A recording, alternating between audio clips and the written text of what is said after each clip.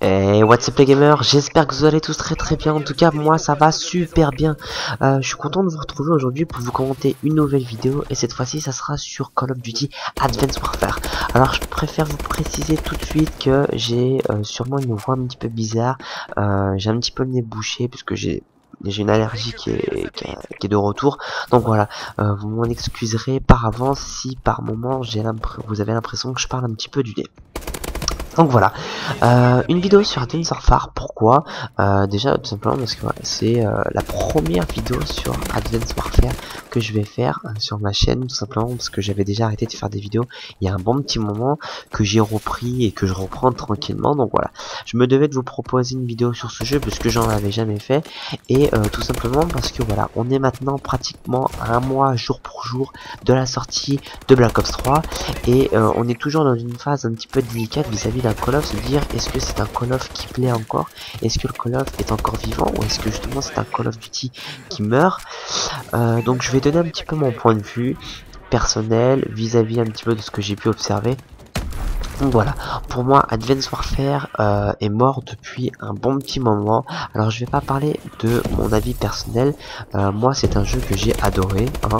En vrai j'aime tous les Call of Duty. Alors bien sûr il y a des choses qui me plaisent, il y a des choses qui me plaisent un petit peu moins dans chaque Call of, mais en tout cas voilà, pour moi ça a été un jeu qui a apporté énormément d'innovation, notamment grâce au double jump, au dash. Voilà, pour moi ça a apporté beaucoup de frais à la franchise Call of Duty.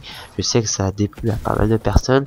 Alors c'est vrai que le sniper dans un premier temps était assez compliqué, dans le sens où on avait plein de nouveaux mouvements, donc c'est vrai que ça pouvait être compliqué dans un premier temps, mais au final on y arrivait assez facilement.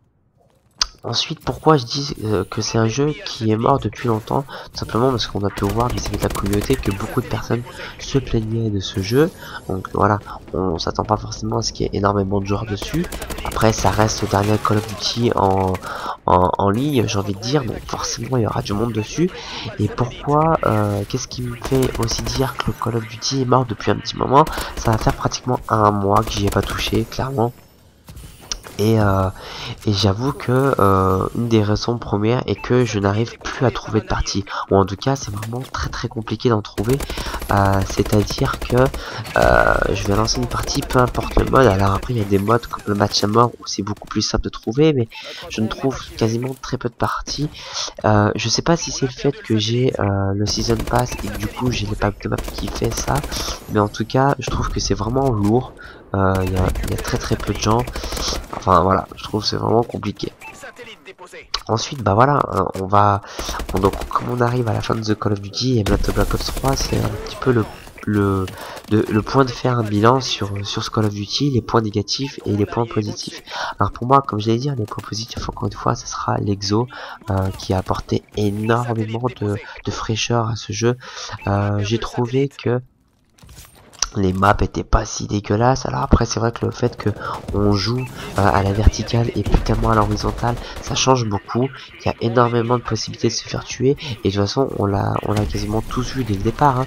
On a eu beaucoup moins de gros gameplay, on va dire, que sur Assassin's Call of dès le début. Faut savoir que Advanced Warfare, c'est un Call of Duty où faut vraiment pas avoir peur de mourir plusieurs fois dans la même partie. Alors bien sûr qu'il y a du perfect, bien sûr qu'il y a de la performance, il y a des gens qui ont réussi à faire de très bonnes choses, mais voilà, faut se dire que c'est un Call of où faut vraiment pas avoir peur de mourir plusieurs fois. Ça m'est arrivé de rager énormément de fois, mais voilà. Pour moi par contre le gros point faible, ça sera au niveau de l'équilibre des armes. Alors beaucoup de personnes disent que oui, si c'est équilibré, patati patata. Clairement pour moi la balle 27 et la SM1 sont des armes au niveau de tout. Alors au début du jeu on l'a tous vu, hein, la balle 27 était clairement au dessus. J'adorais jouer à la SM1. Et une fois qu'ils l'ont patché, que la SMA est devenue surpuissante, faut vraiment dire ce qui est, j'ai complètement lâché. Voilà, là vous voyez un gameplay où je suis en train de jouer à la balle 27, vous devez sans vous dire, bah, attendez, le gars il est en train de craquer complet, il est en train de tailler la SMA et la balle 27 disant qu'elles sont surpuissantes, que tout le monde joue avec, mais au final il est en train de jouer avec. Alors oui, je vais jouer avec tout simplement parce que, comme je vous ai dit, c'est très dur de trouver des parties sur ce jeu, et que c'est vrai que j'avais vraiment pas envie de me prendre la tête. Moi j'ai joué énormément sniper sur ce jeu, j'ai plus de 15 000 kills morts, voilà. C'est un jeu que j'ai adoré, le mode une balle, sauf que je ne trouve plus de parties. Ou le peu de partie en mode une balle qu'on trouve c'est full mire. Enfin, personnellement pour moi ça m'intéresse pas du tout. Donc je suis parti jouer en mode normal, hein. Je fais du mosh pit clairement pour ceux que ça intéresse. Donc vraiment pour toucher un petit peu de tous les modes. C'est d'ailleurs pour ça que je suis sur les autres satellites, parce que en temps réel je ne joue pas dans ce mode de jeu. Enfin bref, je m'égare un petit peu.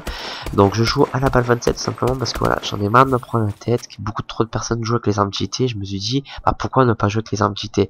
J'en ai marre de rager sur Call of Duty parce que voilà, moi je m'obstine à jouer avec des armes qui sont beaucoup plus compliquées que les autres à jouer. Donc on va jouer à la facilité, on va jouer à la balle 27.